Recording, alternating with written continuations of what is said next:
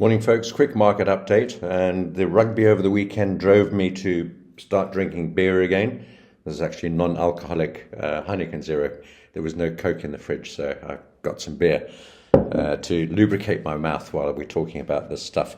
So let's have a look at natural gas. Now, as we thought it might bounce off that top level, it has done, and it's the top of the channel, but it's also this long-term resistance level that I pointed out previously in the last video on natural gas, so you can check that out. So we just moved off there on Friday and then over the weekend gapped down just a tiny little bit. We'll continue to look to buy on dips in this, but I have no positions on natural gas apart from that position over at Oanda, which I call an arbitrage trade. Some people say, well, it's not arbing. Arbing really is those short, sharp differences in price between different brokers and different countries on occasion that happen in the markets, commodity markets and other markets. But I'm sort of arbiting a fake or contrived ETF over at Oanda, looking for that to move up to where we are. And it hasn't actually quite, we got up to about 3.25 or just under 3.3 on Oanda. Took some profit on that, and it's now just dropping off a wee bit. So it looks like we're not going to get to 3.6, but we might get to 3.3. Which is where we are right now. So let's see how that goes. But anyway, we've taken some profit on that, and that's okay.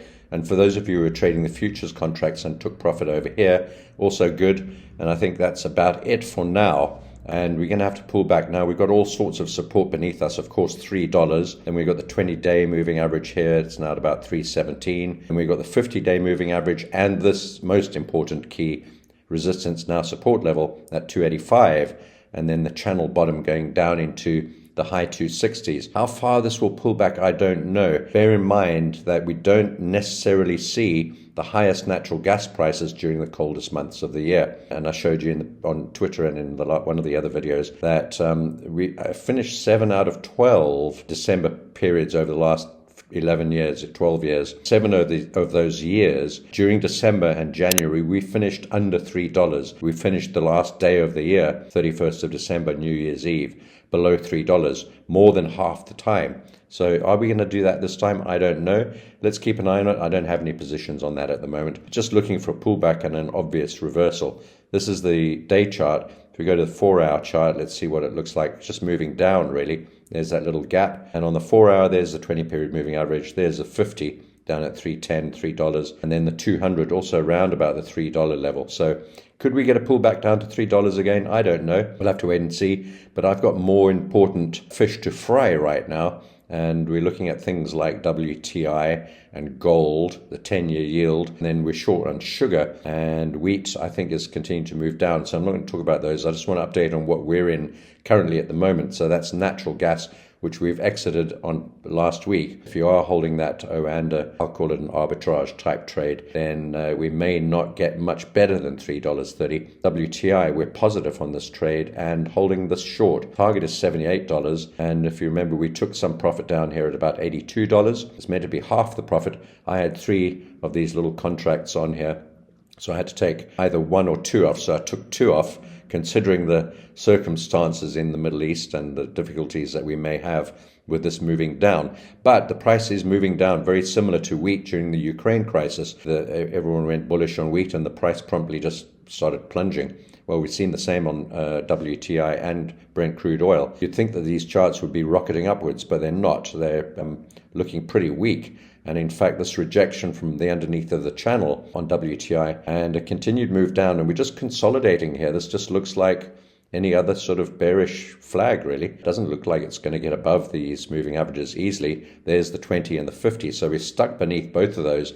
And we have been like that for the last week. I don't know. Anyway, our stops are at break even. That's why you can't see a stop loss on this chart, because it's on this current price. And if I click on there, you can see this is the beauty of TradingView charts. And if you don't have TradingView, you can go and sign up at Black Bull Brokers. There's a link below and there's a link on this video. And you can get TradingView charts for free, which is at TradingView Pro, which is a real bonus. And it's much easier to trade visually off these charts in my experience. And I've traded on all sorts of platforms and charts and so on, going back 20 or 25 years when it was all done on dial-up and we didn't have proper charts, we didn't have proper interactive platforms for trading on. It was all very, very clunky, very difficult. Now we've got these fantastic charts. TradingView, I suppose, the leading chart provider in the world. So there you go, stop loss at 88.76, and that's also our entry price. That's why it's not showing on the chart, $0. So stop loss at break even, and the target remains down here, bearing in mind we've already taken 2/3 of this one off. It's meant to be half. I couldn't do so because of the size of my position. And then Bitcoin, well, we took profit at 34,000. We're still just about there now. There are a lot of people calling for Bitcoin to now crash. A lot of people calling for Bitcoin to go to the moon. I have no idea which way this is going to go. Looks like to me, though, it's become a risk-on type of sort of play, in the sense that as gold has gone up, Bitcoin has gone up. Swiss franc has gone up. It's interesting that Bitcoin went up with gold and the Swiss franc, the two safe haven plays. As always, when there's war, when there's geopolitical uncertainty, financial turmoil, you'll often see, and particularly if interest rates start dropping, or if the Fed starts pausing, other central banks start pausing, and there's turmoil around, that gives the opportunity for things like gold and Swiss franc to rally. But we're seeing Bitcoin doing the same thing. Is this being regarded as a more secure so-called asset and other things? I don't know, but it certainly looks that way, which means we may only get a shallow pullback, if any, and I'm looking for a drop down to 31,000, maybe 30,000 for another bash at buying Bitcoin. I don't know if we're going to get a pullback, though. As I said in the previous video, we left an awful lot of people behind, and so this has gone on its merry way without much weight on it, because not a lot of people got long, and this surprised everyone, this 25% rally over the last week or so. And then sugar, we're short on sugar. Well, we're just waiting for this to sort of do its thing, and this is the plan in mind. Whether we're going to get up to the top of that channel or not, I don't know, but it's possible. We do have a Wyckoff sort of distribution, making a fractionally newer high here, which is pretty good. I like that. Moving back down, and we've got the 20 period and this sharply rising trend line below us. We've got to get through those and close beneath those first, and then close consecutively beneath these support levels, and they're all aligned with moving averages and fibs, but it's all the big round numbers too. So we've got 26, 25, 24, 23, and ultimately our target is down at 22. That's down here at the bottom of this line. We've got to get through the 200, and in this area of congestion, which will be a bit tough, that's at 24 cents per pound. Then we got 23, then we got 22. That's the overall picture. This has been a very, very long drawn out trade, because we started shorting right up here on the 5th of September. We're now at the end of October. So it's been a long old wait for sugar, but sugar tends to behave like that. Faffs around for a long time at certain levels, and then we get these sudden moves. So there we go. Now going across to metals.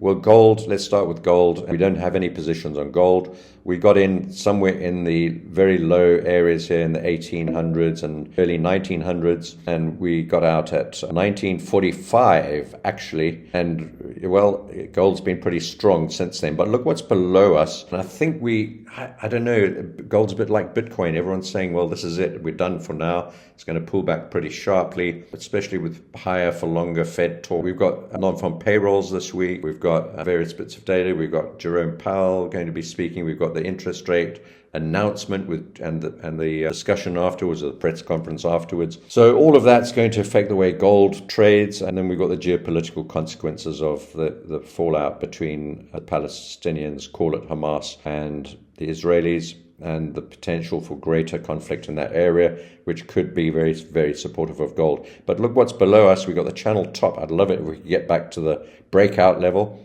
Don't know if we're going to. Normally after these big moves, we get a bit of a correction, but we may have still to go a little bit higher. But here below us here, we've got the 200, the 100, and the 50 period moving averages all below us, conglomerated and confluenced in that area at the channel top. And that's around about 1915 to 1920. I like the 80s and 20s, so let's say 1920. Let's see if we can get back down there for a buying opportunity. Would I be shorting this? No, I don't think so. I think there's too much risk that gold keeps sort of edging higher or even roaring higher. And then, so silver, I'm not going to talk about silver, don't have time for that. And then URA, well, short on UEC, long on URA. That's just the way this has played out. The short is okay so far. It's moved down a fraction, but so is URA. So my idea is to get this short. It moves further and faster, UEC, than URA.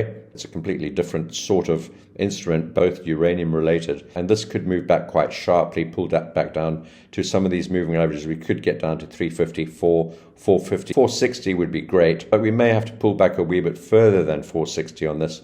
down into some of this highly traded region down here, which would be about 420. So if we get it back down to 420, that's also where the 100-period moving average is. I don't know. It would be great, but maybe this will just carry on moving higher. If it does so, then it's probably going to be the same on URA. If we don't get a pullback on URA, then this will move higher. I do allow for a pullback on URA, something like this, and I'll draw a line in here for you so that you can see what I'm thinking. We broke out through the top of that channel, got rid of quite a lot of exuberant long hands, cleaned that out. We're consolidating. This looks kind of slightly like a bearish flag. And then we may have to get rid of some more long hands, people that buy at the bottom of the channel, or those who bought at the top who have got their stop losses below the bottom. It's going to be a bit of a trigger there if we get below that level. It's pretty key at 24.40 right there. It's not only a horizontal line, but it's also where the channel bottom is, and 100-period moving average will move up. So I think we could get something like this, maybe even further, but let's just sort of, we've got that level there, which is pretty key. So I kind of like that. That's at about $23. So let's say $23, and then a bounce back under the channel, maybe a bit more faffing around, and then back into the channel, something like that. I don't think it's going to be a one-way sort of play this. I think we could, let's make this green just so it looks a bit better. So something like that. I don't know. But whatever this does, UEC is probably going to do something similar. So it's a bit of a hedged position, really. I'm looking to buy more of this URA into these lower levels where I've got this path drawn. And when I do that, if we get that chance, then perhaps this will have pulled back down as well, UEC. I'll be able to take profit on this one, use the profit from that to add more long positions into this one, and so on and so forth, fiddling about. Now, NASDAQ and S&P, well, we're long on both of these, as you can see from these little positions. The last time we took a trade was here at 14,000 odd on NASDAQ. I don't know where these are going. There are arguments for both ways. I still think we have a chance. We've had a very big move down. Historically, these sorts of moves towards the end of this month, towards the end of October, generally followed by a bit of a rally. I think most times, 9 times out of 10, we would see a little bit of a bounce here after a 10% correction on S&P, a little bit more on NASDAQ. We've got the 200-period below us on NASDAQ, and we've got the channel bottom, and we had a bit of a bounce, a little gap up there. Actually, a gap up, then a move down, bit of a doji candle, really, a dragonfly type doji, but it's more like an inverse hammer, which I kind of like. It's more of a reverse candle than doji with an equally long top and bottom wick. So I kind of like this as a reversal candle. And today, or last night, midnight my time, not sure what time that is in Tokyo, maybe 9 a.m. or something like that, this gapped up, and we haven't moved much today, but there we are. I can't see the pre-market prices on all of these, NASDAQ, Nvidia, Apple, etc., unless I switch to the NASDAQ overall chart supplied by, I've got my broker's charts on here. They don't give you a clue until the market opens, or I think actually when the market opens on Black Bull, you don't see any pre-market movement whatsoever, and you can't trade these instruments. Talking about Black Bull, there's a little link on this screen, and if you like these charts that I'm using, you can get them for free if you have a broker's account at Black Bull, my preferred broker. There's a link there, and there's also, well, it's not a link, there's a little banner on the screen, and there's a link below in the channel. So if you sign up for a Black Bull account, they give you free TradingView charts, which I think is fantastic. So S&P is moving down to that bottom, piercing that channel but not closing beneath it, and then gapping up today like the NASDAQ did. And this is due for a bit of a correction. It's very oversold. The CNN Fear and Greed Index has moved into extreme fear. There it is there. We just tipped in. I actually think this was a little bit lower on Friday. Now, after we've had that little bounce today, it's kind of edging back into the fear zone. But we're actually still in extreme fear. When this chart's in extreme fear, it's not time to be selling the market for sure, and it may even be time to buy the markets. And due for a bit of a bounce, very oversold. All the indicators are oversold. I don't pay too much attention to those because they can stay oversold forever. Really, they don't care about what you think is oversold and what is not. Anyway, so we're underwater a bit on these two little trades. You can see I've taken very tiny trades on here, even smaller than NASDAQ. So this is 2 lots at 4,200, which is 8,000, call it 9,000. Whereas on NASDAQ, my positions are bigger because one of these is 14,000. So these are somewhat bigger.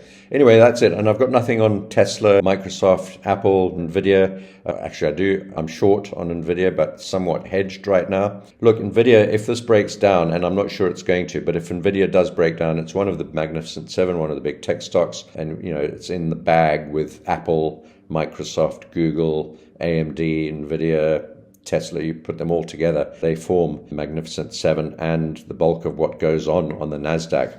So if NASDAQ finds a bit of a bid here, no doubt Nvidia will too. And this might just be a range that we're stuck in, and we might break out through the top before the end of the year. I don't know. But overall, generally looking at that, any reasonable chartist would say, looks like a head and shoulders, looks like we've gone too far, looks like this gap needs to be filled. That's the previous earnings gap. There's the previous all-time high, and a good target would be $320, which is my target on Nvidia. But I'm going cautiously, so I've got some longs built into this trade now.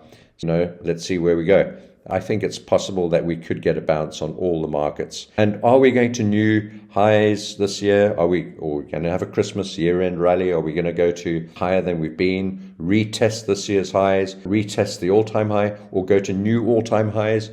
I don't know. There are very vocal voices, vocal does mean voice, but very loud voices on both sides of this argument, and equally compelling. So, I feel like it's a bit of a coin toss at the moment. So if you want to try, perhaps now is a good time to try some longs, the immediate circumstances. But if this is going to continue much further, I don't know. And then finally, looking at the yen trade. First of all, before we do that, I'm going to go quickly to have a look at the 10-year yield. This is looking pretty good, and I like this. So so let's see where we go. This looks like a descending sort of triangle. We've broken beneath these two previous highs. I've spoken about this at length. If we can get this to move down, it should move the dollar down with it, and we should see some relief in the stock markets, and we should see some relief for euro and the pound, etc. So here are my positions on the euro and the pound. Once again, very small positions, a little bit more on the euro than the pound. So you can see almost, that one's almost at break even. That one's a little bit of a loss.